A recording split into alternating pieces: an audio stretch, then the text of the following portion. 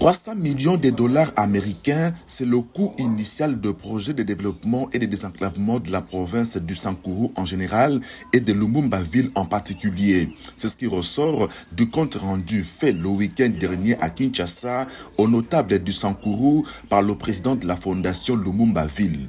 Une structure qui œuvre pour le développement de la ville en hommage à notre héros national, Patrice Emery Lumumba. Jean Télé Odimba faisait la restitution du voyage en Chine qu'il a dernièrement effectué avec la mairesse de Lumumba-Ville, Madame Micheline Ayaki.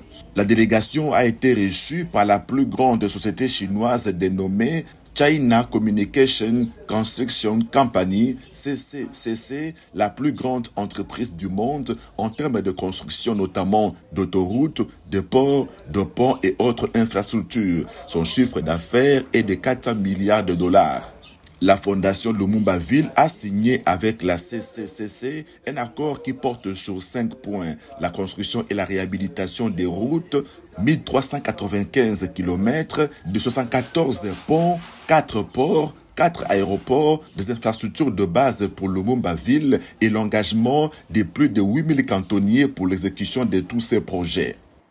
Vous savez, actuellement, la Chine, c'est le pays qui possède la meilleure disponibilité de liquidités au monde. Même les Américains doivent aux Chinois plus de 1000 milliards de dettes. Donc les Chinois ont la liquidité. Alors nous, qu'est-ce qu'on fait? C'est de travailler avec les gens qui ont les moyens. Ce qu'on appelle dans le jargon les investissements multipolaires et financement multipolaire. Ce n'est pas dans le classique comme avant avec l'Occident. Les choses changent complètement. À quand le début effectif des travaux? Élément de réponse avec la mairesse de Lumumba-Ville. D'ici là, parce que moi j'avais dit, pas question de chaque fois les études et tout ça, ça prend trop du temps. Moi je veux voir les coûts des pioches sur le mal. Mais d'ici là, ils vont arriver. Du moins, on ne passera pas la moitié de l'année prochaine parce que nous aurons à inaugurer le centenaire de la naissance de Lumumba. La signature du contrat avec la CCCC est la plus grande réalisation alors qu'il est de la fondation Lumumba-Ville dont la création a été inspirée par Papa Olangi d'heureuse mémoire. C'est ce qui explique la présence du président de la fondation Olangi Wosho, Papa Alain Gabriel Olangi, qui est par ailleurs vice-président du comité exécutif de la fondation Lumumba-Ville. Papa Olangi, de son vivant, nous exhorta à moi et au président de la fondation Lumumba-Ville, M. Jean Télé, il nous dira, n'oubliez pas la province du Sankuru. Faites quelque chose pour cette province.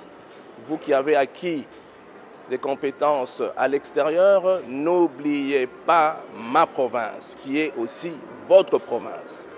Les dirigeants de la fondation Lumumba-Ville ont reçu les encouragements du gouverneur du Sankuru, représenté à la rencontre par son conseiller spécial, le professeur Alphonse Ndjate. Encouragement suivi d'une déclaration de bénédiction et de soutien à la fondation Lumumba-Ville par les hommes des dieux du Sankuru, toutes confessions religieuses réunies.